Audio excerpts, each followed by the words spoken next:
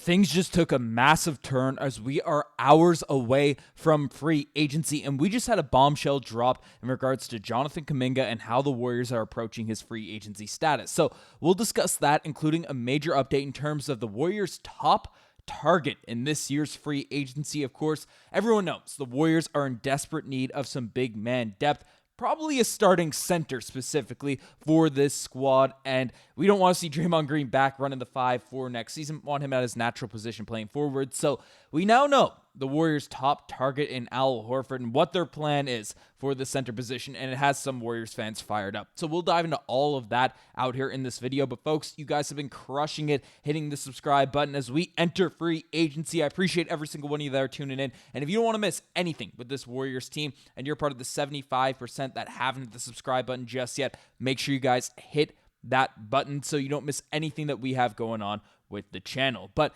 let's dive into the news because, frankly, there is so much stuff to discuss. So, firstly, we'll take a look at the Jonathan Kuminga updates, as Anthony Slater dropped this report revealing that despite a few conversations between the two sides, the Golden State Warriors have generated no real traction towards a deal with a restricted free agent Jonathan Kuminga in recent days. And as anticipated, he is expected to explore the market when it opens at 3 p.m. Pacific time on Monday afternoon, league sources have told The Athletic. The Miami Heat and the Chicago Bulls remain two of the likeliest outside suitors, league sources have said. So, this is an update regarding Jonathan Kuminga that is very, very interesting. We've heard the reports that he wants a bigger role. He feels like he's been held back by the Golden State Warriors team. There's a huge contingent, and I'd probably jump myself alongside him in terms of Warriors fans that believe in Jonathan Kuminga, believe he can be a very, very strong basketball player. Dare I say all-star caliber player at some point in his career, right? This most recent season averaging 15 points per game, 4.6 rebounds, 2.2 assists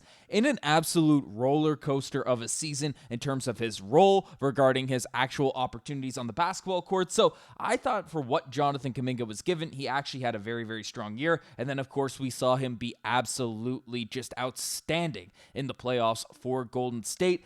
He's a guy that I don't want to see leave Golden State. Of course, contract, money situation, those are all things that you have to discuss. So it's not super novel that he's going to test free agency and these types of things there.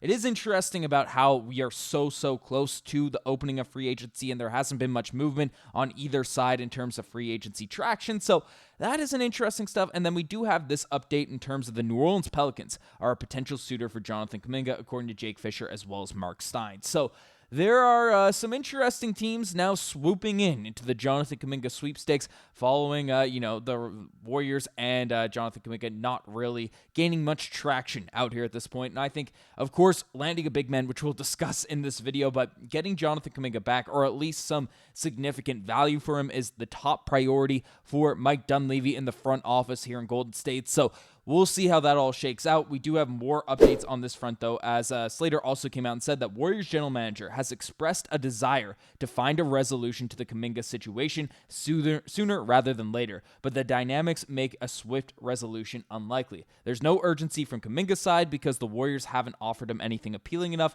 to jump without exploring all outside options and avenues, possibly waiting for a team and a contract number to shake loose that might not be right when the bell rings. So what we can take away from this is the Warriors have not blown Kuminga away with an offer, which is clear because it would have been indications this got signed, this got figured out if that was the case. So Kuminga is going to be testing all these options, the Heat, the Bulls, the Pelicans, whatever teams end up getting named, and he's going to play around with his opportunities as he should, right? You got to do what's, if you're not getting offered the bag from your team, you got to see what else is out there available. So Kuminga's going to have a look at that, see what he gets offered, but this is bad because it ties up the Warriors kind of cap hold out there on Kuminga now at this point. So there's no immediate decision in terms of whether or not he's going to sign with that team or not. And then the Warriors have to play catch up on all the free agents that get signed over the first few days. So hopefully this resolves itself fast. And that leads us into our second main topic, and that is the Warriors' primary target this offseason. As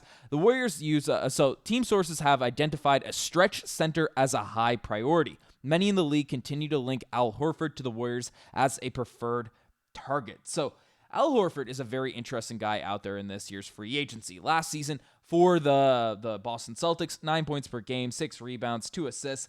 He's knocking down three-point shots at a high clip at 36%, 39 out there on corner threes, and is very much a big man that has won a championship, has played on winning teams, and does have that championship playoff pedigree. Do not get me wrong. Al Horford, though, is very, very old. You can't get around that fact. And the Golden State Warriors need people that can help Jimmy Butler, help Steph Curry, help Draymond Green with the defensive load, offensive load all throughout the regular season, so this team can end up finally healthy for the postseason. So Al Horford, while he be a nice piece to insert out there in the postseason, the Warriors need more guys that can actually play throughout the regular season and take the load off of the lead stars, over the course of a 82-game season. So Al Horford, I don't think fits that need perfectly. Of course, in any one-off big game, in any of these one situations, Al Horford would be an awesome addition because he spaces the floor, he protects the rim, he does a lot of stuff the Warriors need. But just given his age, I don't think it's the perfect, ideal, preferred player to bring into this Warrior squad. I mean,